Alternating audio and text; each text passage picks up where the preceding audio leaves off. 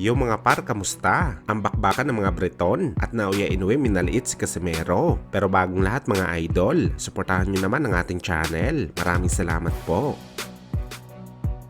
So mga par, matapos nga po ang matinding bakbakan sa pagitan ng dalawang Breton na si Chris Eubank Jr. kalaban ng dating world title challenger na si Liam Smith, kung saan matagumpay po nakabawi si Chris Eubank sa unang laban nito kay Smith dahil natalo ito via knockout noong nakaraang January lamang. At si Eubank naman po mga idol ang nagpatikim kay Liam Smith ng brutal stoppage. Mas halimaw ang ganti ni Chris Eubank dahil kung siya tinalo ito ni Smith sa isang one punch. Siya naman mga idol, pinarusahan niya si Smith simula sa round 2. Ginamit nito mga idol ang kanyang distansya sa laban at pinakain si Smith na malalakas na right straight. Pinabagsak rin ni Eubank si Smith sa round 4 at round 10. At sa parehong round mga idol, hindi na kinaya ng referee ang brutal punishment na tinatanggap ni Liam Smith kay Eubank, kaya nagdesisyon na lang ito na itigil na ang laban. Samantala sa malahalimaw na performance na pinakita ni Eubank sa bakbakan mga idol, naglabas naman po ng reaksyon ng kanyang mortal na karibal na si Conor Benn. Aniya mga idol, hindi daw siya na-impress sa pinakita na galawan ni Eubank. Inabot pa daw si Eubank ng round 10 bago inakot ang fighter na may broken leg sa bakbakan. At sa naging sagot naman ni Eubank mga idol sa mga patutsada ni Conor Benn, hindi niya daw alam mga idol kung ano ang pinagsasabi ni Conor Benn. Baka hindi pa daw natatanggal ang epekto ng pinagbabawal na gamot na tinurok niya sa kanyang katawan. Simpleng ribat lang ito ni Eubank, pero masakit at durog sa kahihiyan nito mga idol si Conor Benn.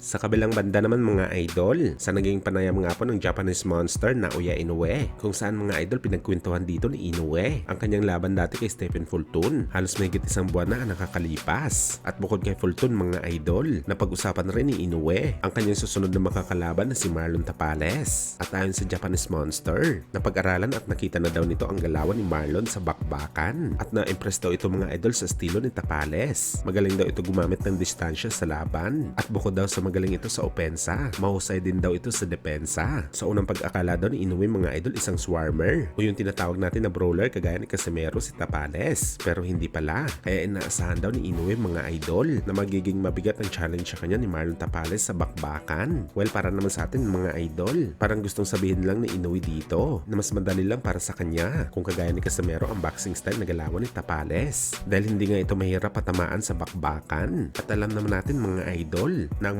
Mayweather na estilo ang ayaw na ayaw talaga ni Inoue, kagaya sa pinakita ni Paul Butler kung saan inabot pa si Inoue ng round 11 bago in-knockout si Butler Boy. So sa madaling salita mga idol, sisiw lang pala si Casimero para kay Inoue dahil sa pasugod ang kanyang estilo. Malamang hinahalin tulad ni Inoue si Casimero kay Donaire, natitiklop kapag makipagsabayan sa kanya sa bakbakan. Well, ang masasabi lang natin dito mga idol, iba po si Donaire, iba po si Casimero. Malalaman natin ang lahat ng yan kapag nagkasubukan si Cuadro Alas at Inoue kung sino ba sa kanila ang matigas sa bakbakan sa ibabaw ng lona.